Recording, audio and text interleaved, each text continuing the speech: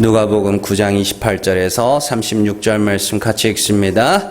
이 말씀을 하신 후 8일쯤 되어 예수께서 베드로와 요한과 야고보를 데리고 기도하시러 산에 올라가사 기도하실 때에 용모가 변화되고 그 옷이 휘어져 광채가 나더라.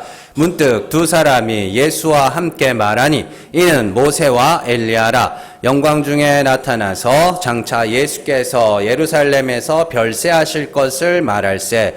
베드로와 및 함께 있는 자들이 깊이 졸다가 온전히 깨어나 예수의 영광과 및 함께 선 두 사람을 보더니 두 사람이 떠날 때에 베드로가 예수께 여짜오되 주여 우리가 여기 있는 것이 좋사오니 우리가 초막 셋을 짓되 하나는 주를 위하여 하나는 모세를 위하여 하나는 엘리야를 위하여 하사이다 하되 자기가 하는 말을 자기도 알지 못하더라. 이 말할 즈음에 구름이 와서 그들을 덮는지라. 구름 속으로 들어갈 때에 그들이 무서워하더니 구름 속에서 소리가 나서 이르되 이는 나의 아들 곧 택함을 받은 자니 너희는 그의 말을 들으라 하고 소리가 그침에 오직 예수만 보이더라. 제자들이 잠잠하여 그 본 것을 무엇이든지 그때에는 아무에게도 이르지 아니하니라. 아멘.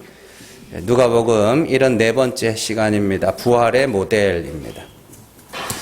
최근에 이렇게 검증되지 않은 물건을 파는 사람들이 조금씩 많아지고 있는 것 같아요. 특별히 다이어트 약이나 또 건강기능식품 이런 거 파는 사람들 중에 사기꾼들이 많다고 그럽니다. 그래서 과대 광고를 해가지고 이제 사람들한테 막 사게 만드는 거죠. 그래서 이게 또 막 사기 친 게 걸려가지고 또 없어지기도 하고 하여튼 별의별 일이 다 있더라고요. 근데 이제 거기에 꼭 동원되는 사람들이 있죠. 바로 모델들입니다.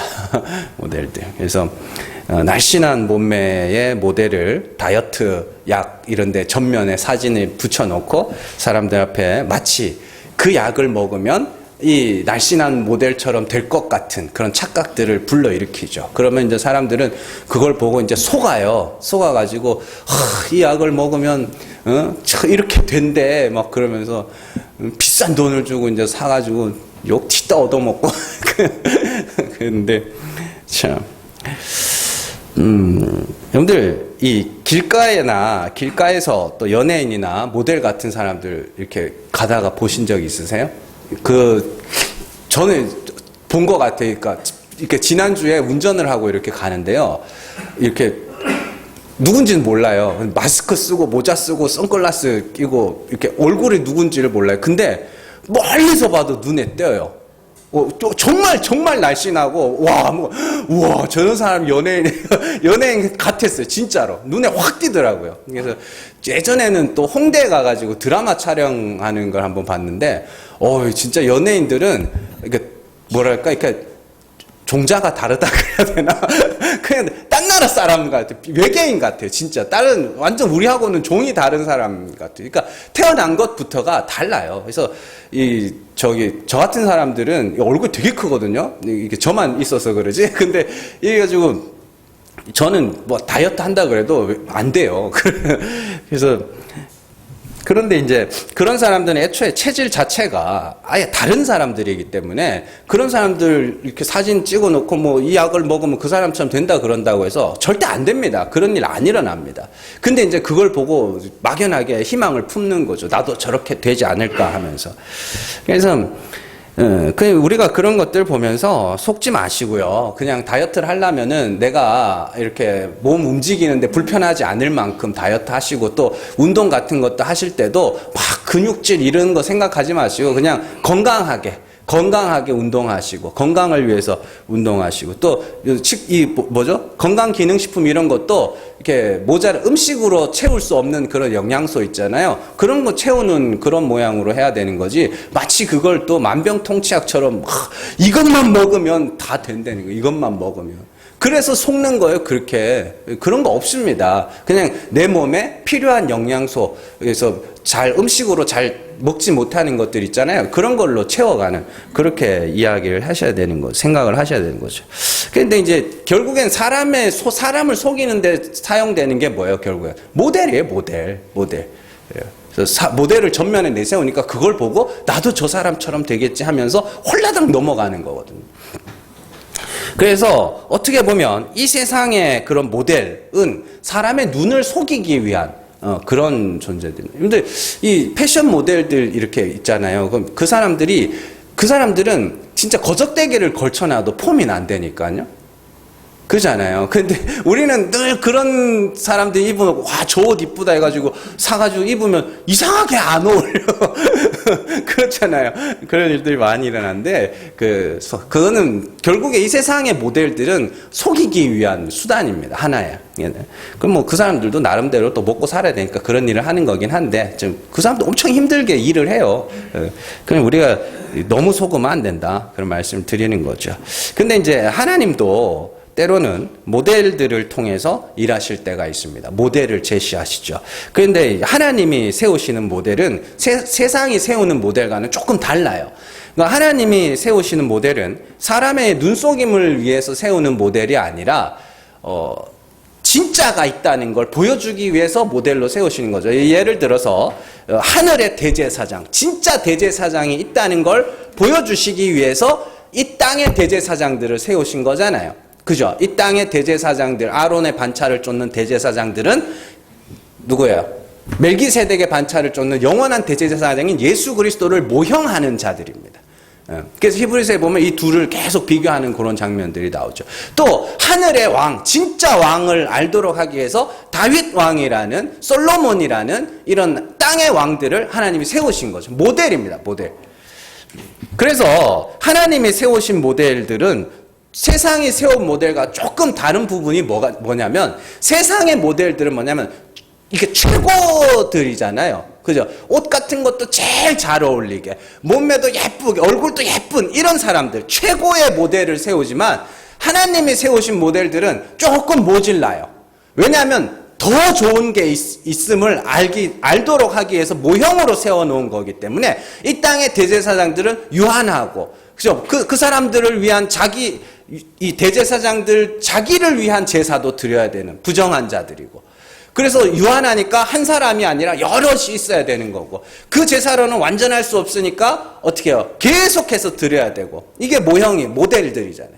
그러나 하늘의 대제사장은 죄가 없으시고 정하신 분이라 영원한 제사장이고, 뭐 이렇게 쭉 나오는 거죠. 왕도 마찬가지입니다. 이 세상의 왕들은 백성의 섬김을 다윗도 백성의 섬김을 받아야 되는 왕이었고, 그죠? 솔로몬도 그런 왕이고, 그리고 하나님께서 솔로몬은 뭐예요? 예수 그리스도의 모형이긴 하지만 이 사람은 우상숭배, 이스라엘 백성들의 우상을 끌어왔던 가짜. 그런데 진짜이신 예수 그리스도는 우리를 섬겨주시는 왕이다. 그렇게 비교가 되는 겁니다. 그래서 하나님이 세우시는 모델은 모질라요. 더 좋은 걸 가르쳐주기 위해서 세운 거기 때문에 다 모질하고 부족한 그런 모습들이 나타나는 것이죠. 그리고 그 모델들 중에 한 분이 바로 예수님입니다. 예수님은 이 땅에 초라한 모습으로 오셨다가 비참하게 죽으셨지만 그분은 본래 하나님의 형상이시며 영광의 광채라고 이야기를 하죠. 우리는 그 초라한 예수님을 통해서 누구를 봐야 돼요? 영광의 하나님을 볼 수 있어야 되는 것이죠. 자, 그렇다면 왜 예수님은 영광스러운 모습으로 오시지 않고 초라한 모습으로 오셨을까요? 왜? 택하신 자만 알아보도록 하시기 위해서 그렇게 하셨습니다. 그래서 하나님이 눈을 열어주셔야만 예수 그리스도를 통해서 참 하나님을 볼 수 있도록 하나님께서 그렇게 초라하게 보내신 것이죠. 오늘 말씀에서도 예수님은 어떤 모델로 등장하십니다. 말씀을 통해서 하나님이 예수님을 통해서 지금 뭘 보여주고 계신가, 뭘 말씀하시려고 이런 변화산의 기적을 보여주셨는가, 여러분들이 이걸 잘 파악을 하셔야 됩니다. 말씀을 들어가기에 앞서서 이 복음의 진리라는 게 하나를 알면 열을 깨달을 수 있는 거거든요. 그런데 그 하나를 알지 못하면 다른 것들도 다 오해를 하게 됩니다. 그러면 우리가 알아야 하는 그 하나가 뭐냐? 하나님은 죽은 자를 살리시는 은혜의 하나님이라는 그거 하나를 기억하시면 제 말씀을 듣기에도 이해가 쉬우시고요. 또 말씀을 읽어 나가실 때도 큰 도움이 되실 겁니다. 그러니까 그 하나를 잘 기억하시고 오늘 말씀을 잘 들어보세요. 자, 고린도전서 15장에 보면은 바울이 부활에 대해서 이야기를 합니다. 거기서 바울은 굉장히 자신 있게 부활의 몸이 있다고 이야기를 하거든요. 자, 고린도전서 15장 43절에서 44절 같이 읽습니다. 욕된 것으로 심고 영광스러운 것으로 다시 살아나며 약한 것으로 심고 강한 것으로 다시 살아나며 육의 몸으로 심고 신령한 몸으로 다시 살아나나니 육의 몸이 있은즉 또 영의 몸도 있느니라. 아멘. 입니다. 자, 사도 바울이 욕된 것이 있고 영광스러운 것이 있으며 자, 약한 것이 있고 강한 것이 있으며 육의 몸이 있고 영의 몸이 있다. 이렇게 이야기를 합니다. 자, 그 처음 것이 뭐예요? 욕된 것, 약한 것, 육의 몸. 이게 처음 것입니다. 그걸 심어야 영광스러운 것, 강한 것, 영의 몸으로 다시 살아난다. 이렇게 이야기를 하죠. 그렇다면 그러니까 결국에 바울이 하고 싶은 말이 뭐냐면 부활의 몸이 있다라는 거예요. 부활의 몸이 있다. 그러면 바울은 어떻게 부활의 몸이 있다는 것을 이렇게 자신 있게 자신의 편지에 쓰고 있는 걸까요? 네? 이게 중요한 거잖아요. 뭘 자기가 그냥 자기 생각으로 쓴 게 아니었어야 되는 거잖아요. 뭔가 이렇게 증거가 있어야 될 거 아닙니까? 무슨 자신감으로 이렇게 부활의 몸이 있다고 이렇게 설명을 하는 걸까요? 그냥 자기가 삼층천에 갔다 와서 3층 천에 가보니까 거기 영광스러운 몸이 있더라 뭐 이렇게 하는 겁니까? 성경은 그렇게 허술하게 기록하지 않습니다. 그러면 만약에 바울이 3층 천에서 영광스러운 몸을 보고 왔기 때문에 이렇게 쓴 거라면 우리는 바울의 개인적 경험에 의해서 부활이 있다고 믿는 것밖에는 되지 않는 겁니다. 법정에서 피해자의 진술만 갖고 유죄와 무죄를 나눈다면 그건 정말 억울한 사람들이 많이 나옵니다. 실제로 우리나라에서 지금 일어나고 있는 일이죠. 성범죄 같은 경우에는 이거 엄청나게 지금 큰 문제가 되고 있습니다. 심지어는 한때 언론에서 피해자의 목소리가 뭐 증거라고. 그래서 완전 그 부분에 있어서는 증거가 없어도 완전 이렇게 되는 희한한 일들이 일어나고 있어요. 억울한 일들이. 그렇지 않습니다. 여러분들 성경에서도요. 율법에 보면 두세 사람의 증인이 있어야 된다고 이야기를 하거든요. 자, 신명기 19장 15절에서 19절 말씀 같이 읽습니다. 사람의 모든 악에 관하여 또한 모든 죄에 관하여는 한 증인으로만 정할 것이 아니요 두 증인의 입으로나 또는 세 증인의 입으로 그 사건을 확정할 것이며 만일 위증하는 자가 있어 어떤 사람이 악을 행하였다고 말하면 그 논쟁하는 쌍방이 같이 하나님 앞에 나아가 그 당시에 제사장과 재판장 앞에 설 것이요 재판장은 자세히 조사하여 그 증인이 거짓 증거하여 그 형제를 거짓으로 모함한 것이 판명되면 그가 그의 형제에게 행하려고 꾀한 그대로 그에게 행하여 너희 중에 악을 제하라. 아멘. 두세 증인의 증인이 있어야 된대요. 두세 명의 증인이.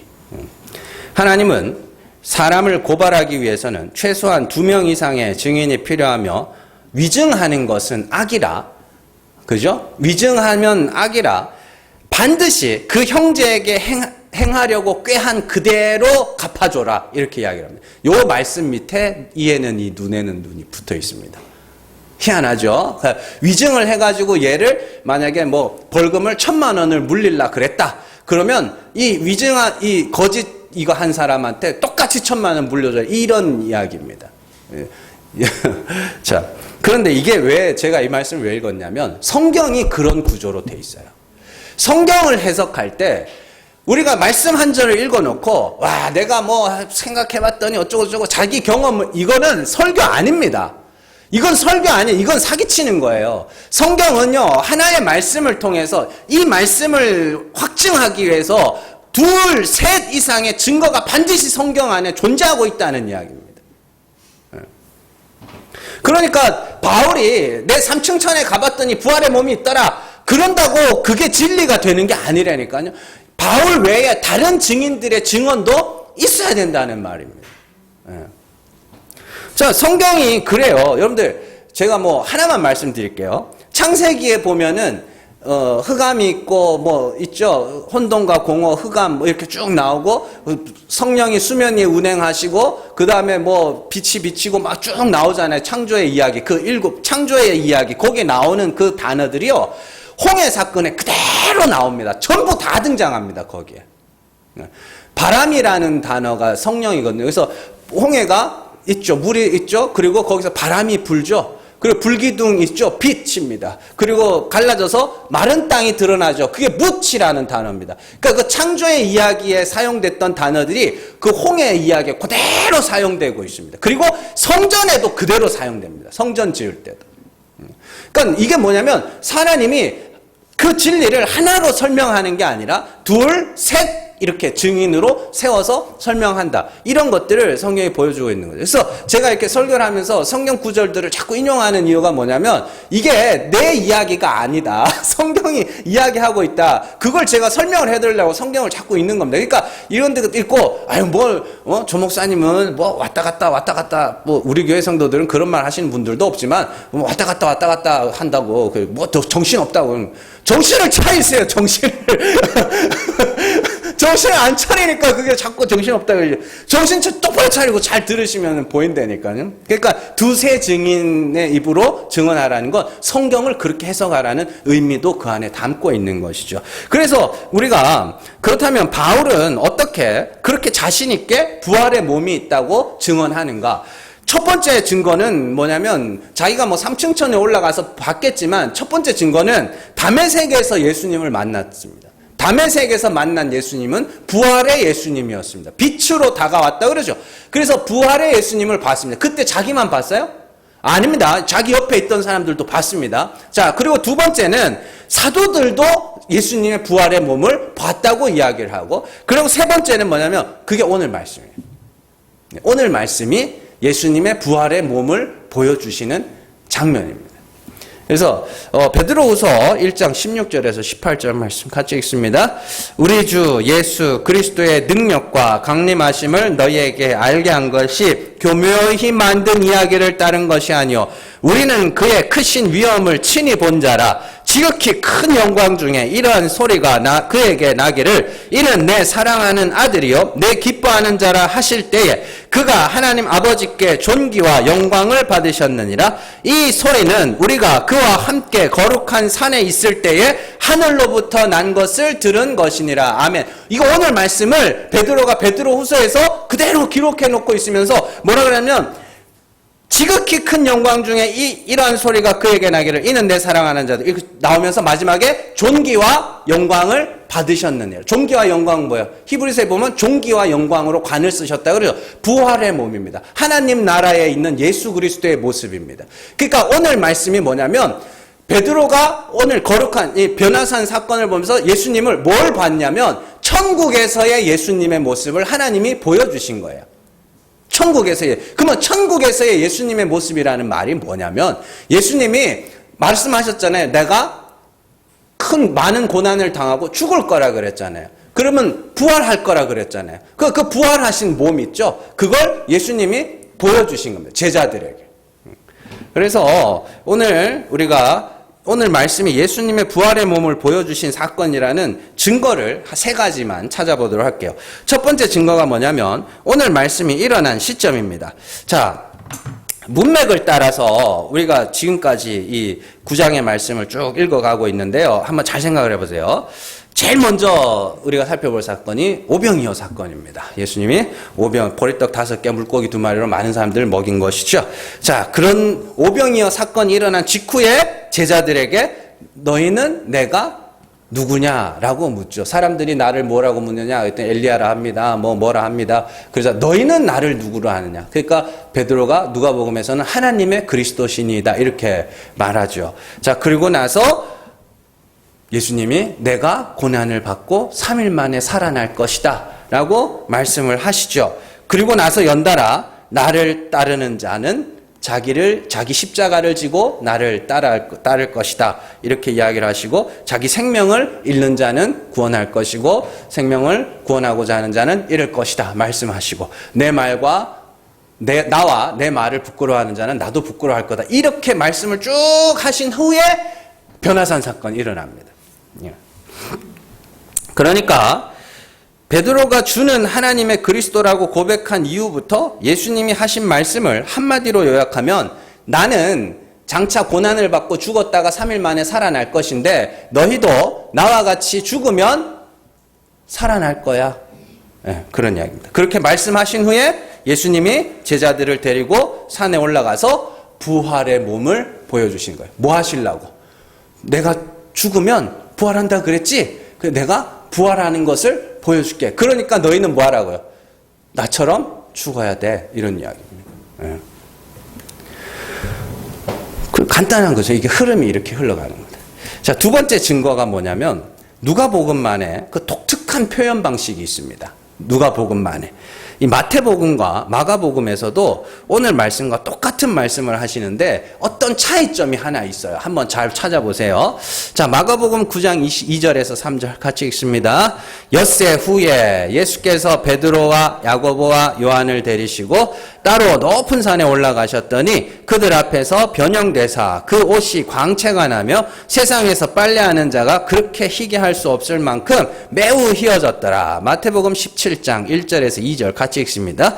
엿새 후에 예수께서 베드로와 야고보와 그 형제 요한을 데리시고 따로 높은 산에 올라가셨더니 그들 앞에서 변형되사 그 얼굴이 해같이 빛나며 옷이 빛과 같이 희어졌더라. 아멘. 자, 오늘 말씀하고 마태복음, 마가복음 사이에 어떤 차이가 있다는 것을 발견하셨어요? 못 하셨어요? 네. 오늘 말씀에서는 예수님의 변화산 사건이 일어난 시점을 8일쯤 되어 이렇게 돼 있죠. 오늘 말씀 보세요. 저 보지 마시고 8일쯤 28절 이 말씀을 하신 후 8일쯤 돼요. 이렇게 돼 있죠. 근데 마태복음, 누가복음, 마태복음, 마가복음은 뭐가 돼 있어요? 엿새 후에 이렇게 돼 있죠. 이거는 누가 사기치는 거예요? 누가 사기치는 거예요? 아니, 셋 중에 하나는 사기치는 거 아니에요? 두 사람은 엿새 후에 그랬고 한 사람은 8일쯤 돼요. 이렇게 돼 있잖아요. 이게 여러분들 사실 이 세 복음서에 기록된 순서는 동일합니다. 똑같습니다. 그 순서가 오병이어, 그 다음에 너는 나를 누구라 하느냐, 자기를 부인하고 십자가를 지고 따르라, 목숨을 잃으면 얻을 것이다, 그 다음에 변화산 사건. 이렇게 순서가 세 복음서가 똑같습니다. 그 오병이어부터의 흐름이 똑같다고요. 자, 그런데 마태복음과 마가복음에서는 변화산 사건이 일어난 시점을 엿새 후에라고 이야기를 하고 누가복음에서는 8일쯤 돼요. 이렇게 되어 있습니다. 그래서 이 누가가 생각하기에 8일 좀 지나지 않았을까? 뭐 이런 생각을 할 수도 있는데 이게 되게 중요한 거거든요. 왜냐하면은요, 이 원어 성경을 보면은 마태복음과 마가복음의 엿새 후에는 그냥 6일 후에 이렇게 되어 있습니다. 맞습니다. 근데 이 오늘 말씀을 읽으면 좀 어색한 표현이 나오는데 8일쯤 돼요. 이렇게 되어 있습니다. 8일이면 8일이지 8일쯤 돼요는 뭐예요? 이게 누가복음에만 나오는 특이한 표현인데요. 이런 표현이 앞서도 한번 나온 적이 있습니다. 자, 누가복음 3장 23절 말씀 같이 읽습니다. 예수께서 가르치심을 시작하실 때에 30세쯤 되시니라. 사람들이 아는 대로는 요셉의 아들이니 요셉의 위는 헬리오. 이렇게 돼 있죠. 여기서도 뭐라 그래요? 30세쯤 돼요. 이렇게 돼요. 아니 30이면 30이지. 잘 누가가 이렇게 좀 기억이 잘 안 나가지고 쓰다 보니까 30 좀 안 됐을 거 그랬을 것 같아요. 그게 아니고요. 이거를 몇 세쯤 돼요 이렇게 번역을 해서 그렇지 이 원어로 보면 마치 30처럼입니다. 30이라는 단어, 30이라는 숫자가 어떤 의미를 갖고 있는데 그 의미 같이라는 뜻입니다. 그러니까 오늘 말씀도 마치 8일처럼 이렇게 읽어야 되는 거예요. 그러니까 왜 30이냐? 마치 30세처럼. 이게 뭐냐면 이 30이라는 숫자 그리스도를 상징하는 숫자입니다. 그리스도는 뭐예요? 하나님의 택하신 자, 기름 부으신 자죠. 구약에서 하나님이 기름 부으신 직분이 뭐예요? 왕, 선지자, 제사장 이렇게죠. 자, 그래서 그들을 그리스도라고 칭합니다. 기름 부으신 자라고 칭합니다. 자, 그러면 왕은 누구예요? 왕의 대표가 누구예요? 이스라엘 왕의 대표 다윗 왕이죠. 다윗 왕이 온 이스라엘의 왕으로 선포된 때가 어때요? 30세입니다. 자, 제사 레위인으로서 제사장 직무를 수행할 수 있는 나이가 몇 살이에요? 30살입니다. 그리고 선지자들의 대장이 누구예요? 하나님의 모든 환상과 꿈과 계시를 깨달은 요셉입니다. 요셉이 애굽의 총리가 된 나이가 30입니다. 그래서 그런 것들을 총합해서 30 그러면 그리스도입니다. 그래서 마치 30처럼 되었다. 그래서 예수님이 뭐가 된 거예요? 이제 그리스도의 직분, 왕으로서 선지자로서 제사장으로서 자기의 직분을 감당할 나이가 됐다는 뜻입니다. 그래서 마치 30처럼. 그러면 다시 오늘 말씀으로 돌아와서 8일쯤 지난 이게 아니라 마치 8일처럼. 그럼 8이 뭐예요? 8은. 이게 그냥 잘 들으세요. 제가 막 성경을 다 찾아가면서 설명해 드릴 수 시간상 없으니까 이런 제가 말씀드리는 것 정도만 알고 있어도 어디 가서도 유식한 티를 낼 수 있습니다. 자, 여러분들 이 달력이 며칠 주기로 돼 있어요? 7일 주기로 되어 있죠. 이거 성경을 토대로 하는 겁니다. 굉장히 이 세상 자체가 하나님의 말씀대로 움직여 간다는 증거 중에 하나거든요. 세상이 7일 주기로 되어 있습니다. 그래서 첫 창조가 7일이었죠. 그리고 요한계시록에 가면 전부 7교회, 7환란, 7나팔, 7대접, 막 계속 7.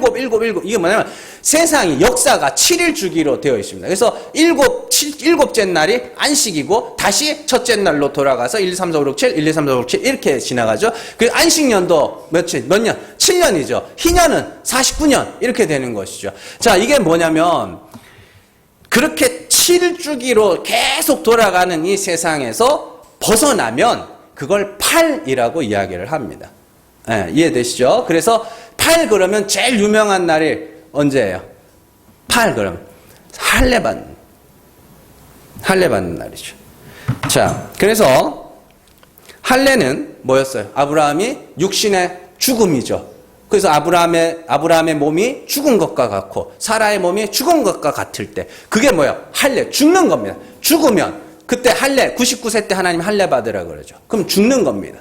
그러면 그때부터 이제 뭐 하는 거예요? 하나님이 아들을 주시죠. 하나님이 역사하기 시작하시는 것이죠. 그래서 난지 8일 만에 할례를 받아라 이렇게 이야기를 합니다. 창세기 17장 12절 말씀 같이 읽습니다. 너희의 대대로 모든 남자는 집에서 난 자나 또는 너희 자손이 아니라 이방 사람에게서 돈으로 산 자를 막론하고 난지 8일 만에 할례를 받을 것이라. 아멘. 그래서 8 그러면 부활, 죽었다가 살아남 이렇게 생각을 하시면 됩니다. 그래서 일곱의 역사 속에서 벗어나면 이걸 8이라 그래요. 그래서 예수님이 마치 8일처럼 되었다는 건 그 말 자체가 뭐예요? 예수님이 부활의 몸을 보여주셨다 이런 뜻입니다. 그래서 예수님도 언제 부활하셨어요? 안식 후 첫날 8일째 되는 날 부활하시는 것이죠. 예, 그런 겁니다. 그러니까 이런 것들이 이제 그냥 상식 같은 겁니다. 오늘날 우리가 이 일요일이라 안 부르고 주의 날, 이게 원래 이제 성경에 나오는 표현입니다. 그래서 이스라엘 백성들 말고 예수님을 믿는 성도들도 원래 유대인들은 안식일을 지켰잖아요. 그 안식일은 원래 토요일입니다. 토요일. 근데 주의 날, 부활의 날을 기념하기 위해서 주의 날로 지키기 시작한 것이죠. 그래서 우리가 성도들은 될 수 있으면 일요일 안 하고 주일이라고 불러라고 하는 것도 그런 연유에서 시작된 것이죠. 그래서 우리가 이 예배 때 나오면 이제 그럼 뭘 생각을 해야 되는 거예요? 부활. 예수 그리스도의 죽음과 하나님의 다시 살리심. 그걸 기념하고 기억하고 확인하는, 말씀을 통해서 확인하는 그런 시간들이 돼야 되는 것이죠. 그래서 누가복음이 마치 8일처럼이라고 기록하고 있는 이유는 예수님이 지금 제자들 앞에서 부활의 몸을 보여주고 있다라는 증거죠. 자, 세 번째 부활의 몸이라는 증거가 뭐냐면 하나님의 음성에 대한 것입니다. 예수님의 공생의 기간 동안에 하나님이 직접 음성을 들려주신 적이 2번 있습니다. 첫 번째는 예수님이 세례받고 올라오실 때에 하늘이 열리고 성령이 비둘기같이 임하면서 이는 내 사랑하는 아들이라 내 기뻐하는 자라 이렇게 말씀을 하신 것이죠. 자, 그리고 두 번째가 오늘 말씀에 나오는 변화산 사건입니다. 근데 이 두 사건은요 아주 밀접한 관계가 있습니다. 세례가 뜻하는 게 뭐예요? 세례가.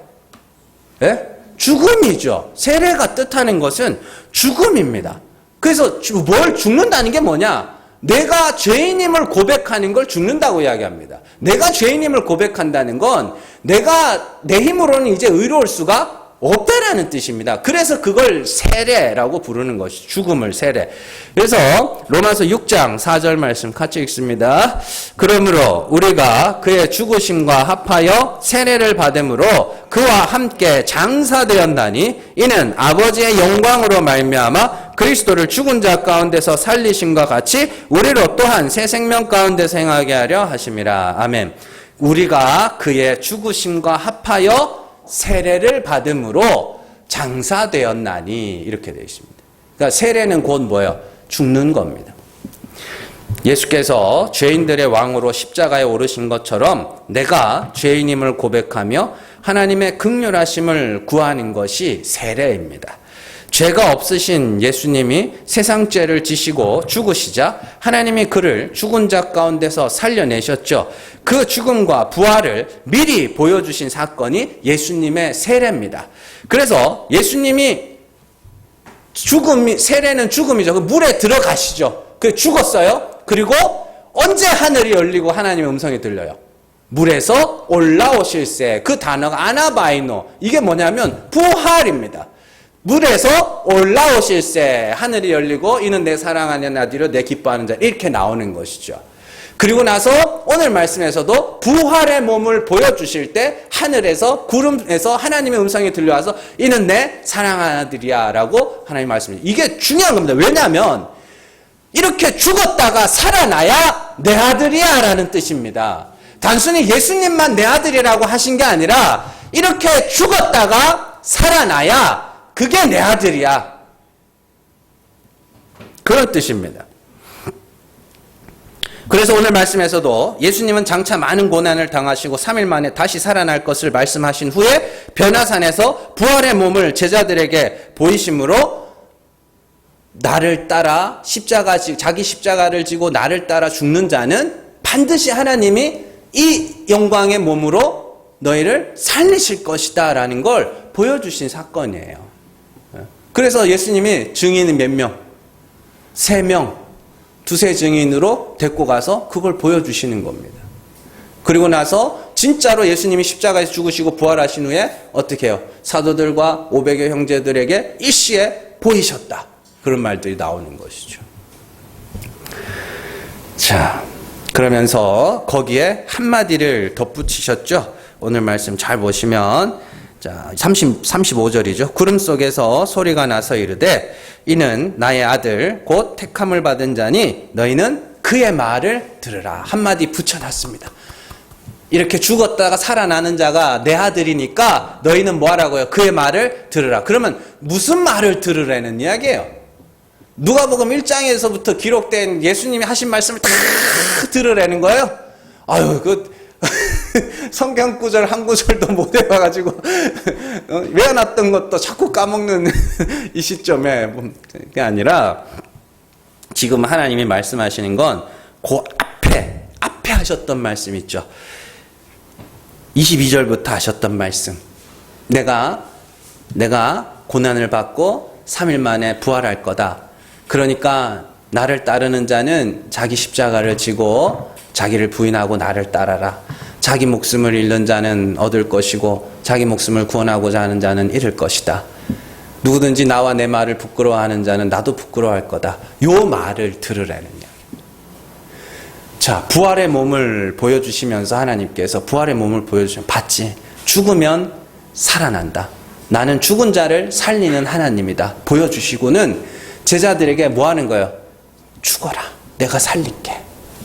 죄를 고백해라. 내가 죄를 사하고 너희를 의롭다 할 거야. 그 이야기를 하는 거예요. 예수님을 통해서 부활의 몸을 제자들에게 보여주시고 나는 이렇게 죽은 자를 살리는 하나님이니 너희는 예수님의 말을 잘 듣고 뭐 하라고요? 죽어라. 자기 십자가를 지고 자기를 부인하고 자기 목숨을 잃어라. 그게 뭐예요? 진짜 이거 죽으라는 이야기 아닙니다. 그게 아니라 하나님 앞에서 자신의 죄와 허물들을 인정하고 고백해라. 그러면 내가 그 죄를 사하고 어떻게 해요? 내 아들로 삼아줄게.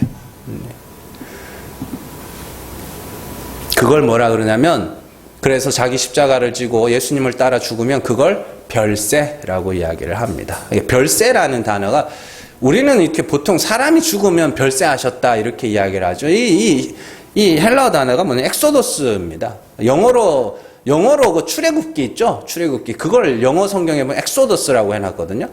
그거예요. 탈출이라는. 예루살렘에서 별세하신다는 건 뭐냐면, 예수님이 예루살렘을 뭐 하신다는 거예요? 탈출하신다는 소리죠. 예루살렘은 뭔데? 율법을 상징하는 겁니다. 율법에서 벗어나라. 그럼 어떻게 벗어나요? 죽어서 벗어나는 방법밖에 없습니다. 로마서 7장에서 사도 바울이 그렇게 이야기를 하죠. 율법이라는 남편, 첫 남편에게서 벗어나려면 어떻게 해요? 아내가 죽어야 되는 거예요. 그 이야기입니다. 너희가 법에서 벗어나면 어디로 가야 돼요? 은혜 아래로. 그게 별세입니다. 로마서 6장 14절 말씀 같이 읽습니다. 죄가 너희를 주장하지 못하리니 이는 너희가 법 아래에 있지 아니하고 은혜 아래에 있음이라. 아멘. 이게 탈출이에요. 탈출. 벗어남. 자유입니다. 그러면 자유는 어떻게 얻는 거예요? 자유는 어떤 상태라 그랬어요? 내 마음대로 이제 살아야지 뭐 이게 아니라 그랬죠. 긍휼의 상태라 그랬죠. 하나님의 은혜만 바라는 상태죠. 내가 율법의 점수를 70점이든 80점이든 아무 상관없어. 나는 하나님이 불쌍히 여겨주셔야 되는 자. 이게 자유입니다. 그걸 자유의 율법, 긍휼의 행함이라고 이야기해요. 긍휼만 바라는 상태. 그게 별세, 탈출, 자유 이런 거. 그래서 앞서 우리가 고린도전서 15장 43절에서 바울이 부활의 이야기를 하는 걸 우리가 읽어봤었죠. 그때 바울이 계속 강조하는 게 뭐냐면 심고입니다. 그래서 썩을 것으로 심고 썩지 아니할 것으로 다시 살아나고, 욕된 것으로 심고 영광스러운 것으로 다시 살아나며, 약한 것으로 심고 강한 것으로 다시 살아나고, 육의 몸으로 심고 신령한 몸으로 다시 살아난다. 여기서 바울이 강조하는 건 다시 살아남이 아니라 심고예요. 그러면 심는다는 게 뭐예요? 내가 내 모든 걸 하나님을 위하여 바칩니다. 이건 이게 우리는 보통 그렇게 생각을 할 수가 있는데, 심는다는 건 그런 이야기가 아닙니다. 바울이 심는다는 걸 정확하게 설명을 해줘요. 고린도전서 15장 36절에서 38절 같이 읽습니다. 어리석은 자여, 내가 뿌리는 씨가 죽지 않으면 살아나지 못하겠고, 또 내가 뿌리는 것은 장래의 형체를 뿌리는 것이 아니요 다만 밀이나 다른 것에 알맹이 뿐이로되, 하나님이 그 뜻대로 그에게 형체를 주시되 각 종자에게 그 형체를 주시느니라. 아멘. 심고가 뭔지를 설명하고 다시 살아남이 뭔지를 설명하기 위해서 이 36절에서 뭐라 그러냐면, 네가 뿌리는 씨가 뭐 해야 된다 그래요? 죽지 않으면 살아나지 못하겠다. 그리고 죽으면 완전히 다른 형체로 살아난다. 그런 이야기를 하고 있는 거죠. 그러니까 반드시 뭐 해야 되는 거예요? 씨는 뭐 해야 돼요? 죽어야 돼요. 그러면 그 씨가 뭔데요? 나예요, 나. 내가. 그러면 약한 것을 심는다는 건 약한 내가 뭐 하는 거예요? 죽어야 되는 겁니다. 그러면 하나님이 새로운 것으로 부활시키신다. 그러면 왜 자꾸 예수님이 자기 십자가를 지고 나를 따라라, 목숨을 버리면 얻을 거다, 또 하나님이 부활의 몸까지 보여주시고 사도 바울까지도 나타나서 심으면 다시 살아난다 이런 이야기를 하고, 그래서 바울이 자기는 날마다 뭐 한다 그래요? 날마다 죽노라. 날마다 죽노라. 그렇게 고백을 하잖아요. 왜 자꾸 이런 성경이 왜 이렇게 죽고 사는 이야기를 자꾸 하냐면, 우리는 참 히브리서에서도 2장에서도 말하지만 우리는 그 죽음을 못 죽어요. 마귀의 권세 아래에 있어가지고 일평생 종로로 산다 그래요. 죽기를 무서워하여 일평생 종로로 산다. 그 죽음이 뭐냐면, 내가 내 죄를 자백하고 내 죄를 하나님 앞에 고백하고 사람들 앞에서 고백하고 이런 것들을 못해요. 마귀에게 장악당해 있어. 그래서 하나님이 말씀으로 예수 그리스도를 통해서 또 모델로 세워가지고 부활을 보여주시고 사도들을 통해서 또 증언하시고 계속해서 죽으면 산다, 죽으면 산다. 그리고는 성령을 여러분들 안에 부으셔서 그 성령의 역사하심으로 말미암아 우리를 뭐 하시는 거예요? 죽여가시는 거예요. 그러니까 성령의 인도하심이 여러분들 안에 있으면 여러분들은 뭐 하게 되는 거예요?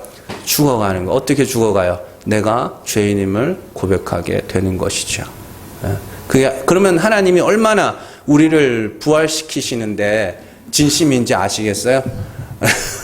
정말 진심으로 우리를 살리시기 위해서 아들을 통해서 하나님의 친히 말씀을 통해서 사도들을 통해서 여러 증인들을 통해서 그리고 결국엔 성령까지 보내셔서 우리를 죽은 자 가운데서 살려내시려고 그렇게 구원을 계획하고 계십니다. 그러니까 우리가